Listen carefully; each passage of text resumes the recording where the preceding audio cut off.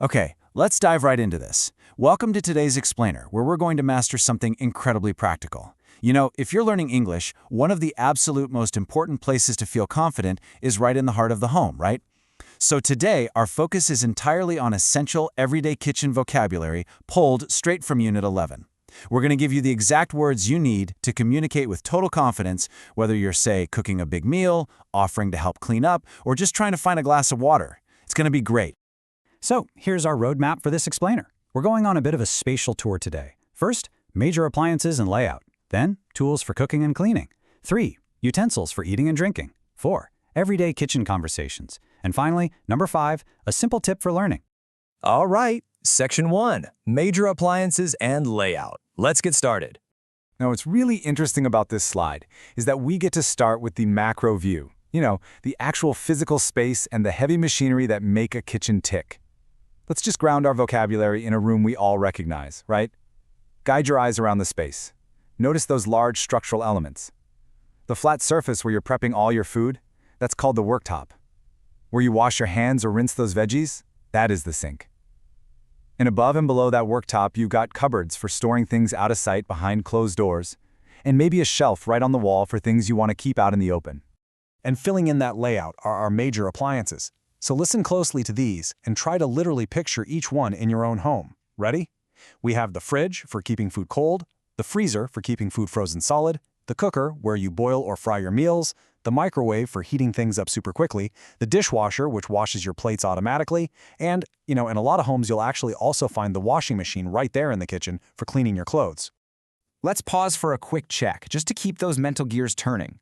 Thinking about how we actually use these appliances in real life, try this active recall question from our source material. Is the fridge colder than the freezer?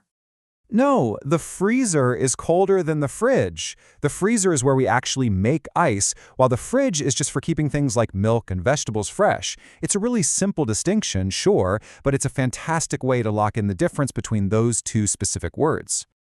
Section 2, tools for cooking and cleaning. Let's move to ASEO and see how this builds. So we've got the room's layout and the major appliances down. Now let's open up those cupboards we talked about and pull out the smaller tools we rely on every single day. Just look at the sheer variety of everyday items here. See that yellow bottle? That's your washing up liquid. Right next to it, you have a cloth and a tea towel. You can also spot a deep saucepan with a lid, a flat frying pan for making your morning eggs, a teapot, a coffee maker, and then over on the far side, a roll of paper that we call kitchen roll. Now, to make these much easier to remember, let's break this vocabulary down into 2 clear, manageable categories. On one side, we have our cooking tools. That's your saucepan, your frying pan, teapot, and coffee maker. And on the flip side, our cleaning tools. The washing up liquid, the tea towel for drying the dishes, the cloth for wiping down the worktop, and the kitchen roll for those quick spills. Separating them by what they actually do lowers the cognitive overload and really helps you recall them so much faster. Let's put that functional memory to the test with another quick, practical challenge. Imagine you're about to cook breakfast. What do you need to fry something? Exactly. You need a frying pan and a cooker. You place the frying pan onto the cooker to get the job done.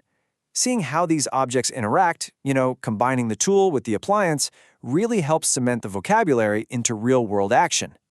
Moving right along, Section 3, utensils for eating and drinking. We've reached the next stop on our spatial tour. The food is cooked, the worktop is wiped down, and now, well, it's time to set the table. Take a look at this beautifully set collection. This is exactly what you need when you actually sit down to eat.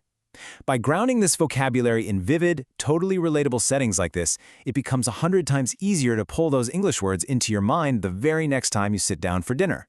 Let's build a little mini story of setting up a meal together, okay?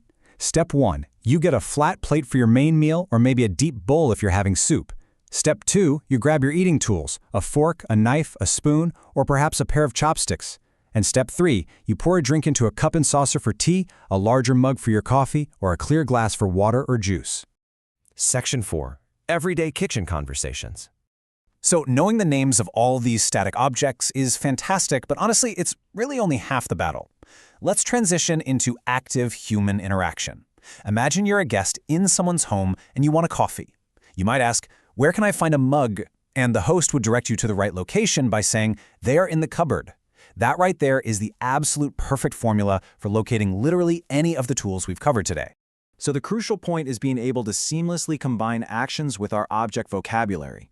If you want to be a really helpful guest, you can ask, "Can I help with the washing up?" And the host's response might be, "Yes, please. You can dry the plates."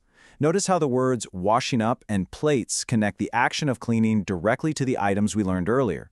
You'd probably even use that tea towel we mentioned earlier, right?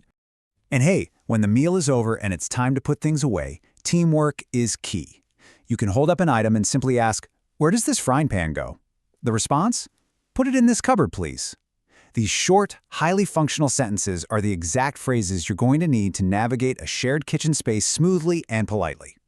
Section 5. A simple tip for learning. We have covered a ton of ground today, from the fridge all the way down to the forks. But how do you actually make sure you remember all of this tomorrow? We're going to finish up with a highly actionable, brilliant payoff that will lock these words right into your memory. And this brilliantly illustrates our final takeaway. It's a totally standard cup, but with a sticky note slapped right on the side spelling out the English word cup. Our source material highly recommends this technique. Stick labels on the actual objects in your own kitchen with their English names. Just think about it. Seeing these words physically attached to the real objects in your home every single day means you aren't just trying to memorize a list from a screen, you are literally living with the language. Every time you open that fridge or grab a saucepan, you're reinforcing your English vocabulary without even trying. It's almost like a cheat code. It's just an incredibly powerful way to learn. So I want to leave you with a quick challenge to bridge the gap between this explainer and your actual home. Which kitchen object will you label first today? Is it going to be the dishwasher, the sink, or maybe just your favorite coffee mug? Go grab a pen, get some sticky notes, and make your kitchen an English learning zone right now.